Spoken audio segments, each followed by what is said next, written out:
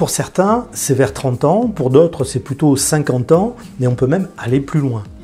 Vous savez, je veux parler de cette période où on n'a plus envie de jouer des rôles. Cette période où on pense que l'on est quelqu'un d'autre que celui ou celle que l'on montre ou que les autres ont l'impression de connaître. Vous savez, cette période où ce que l'on a ne nous emballe plus parce qu'on ne s'y reconnaît pas. C'est cette période dite du milieu de vie qui amène à cette crise parfois terrible qui remet tout en question. Alors, la remise en question est plutôt une bonne chose quand il s'agit de valider vos acquis professionnels et personnels. C'est bien aussi lorsqu'il s'agit de situer votre mode de vie et votre interprétation du monde, c'est-à-dire la façon dont vous définissez votre place dans ce monde et la façon d'agir et de réagir face aux autres.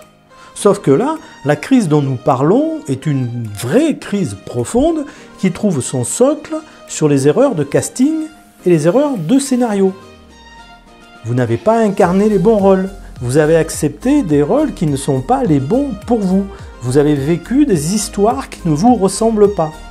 Donc le film de votre vie est plutôt une série B qu'un beau film qui est rempli de joie, même s'il peut en avoir les allures, en particulier au niveau matériel.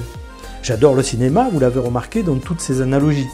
Et il faut dire que certains films nous interpellent, nous transportent et parfois changent notre interprétation de la vie. Et votre vie est unique. Donc, vous avez intérêt à comprendre assez vite quels sont les moteurs qui vous rendent heureux. Heureusement, tout est toujours possible, que ce soit à 30 ans ou à 60 ans. Il est toujours possible d'interpréter l'histoire qui vous ressemble. Mais franchement, les quadras, ne perdez pas de temps pour devenir heureux. Et pour cela, jouez la carte de la vérité. Quand je parle de vérité, je parle aussi d'authenticité. Soyez vrai dans le constat que vous faites sur votre vie et ne vous laissez pas enliser par la crise de la quarantaine. Plus on retarde l'état des lieux et plus on risque une crise de la quarantaine terrible de souffrance. En bref, ne faites pas l'autruche, sinon vous allez trinquer autant que moi lorsque cela m'est arrivé.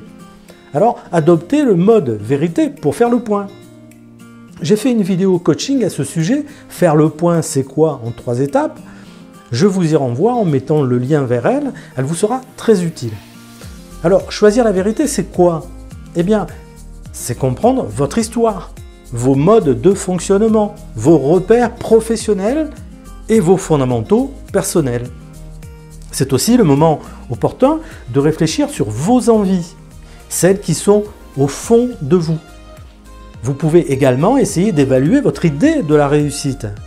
Mais surtout, posez-vous la question de savoir si vous êtes devenu vous. Être soi vraiment est l'enjeu d'une vie meilleure, c'est essentiel. Soyez vrai en toutes choses, envers vous et envers les autres. Posez l'ego de côté et évaluez où vous en êtes et pourquoi vous sentez un mal-être vous envahir peu à peu. Et ne repoussez pas l'arrivée de la crise, en la repoussant, elle vous bouleversera trop fort. Investissez sur vous de toutes les façons possibles pour comprendre qui vous êtes, où vous en êtes et comment vous faire aider pour définir les stratégies qui vous ressemblent. En attendant, commencez par adopter une manière d'évoluer dès maintenant en vous disant « Si je suis la meilleure version de moi-même, j'agis comment ?» Et vous verrez que cela deviendra de plus en plus facile d'avancer. C'était Didier, votre partenaire vers le meilleur de vous-même. Vivez bien votre vie à vous et je vous dis à bientôt.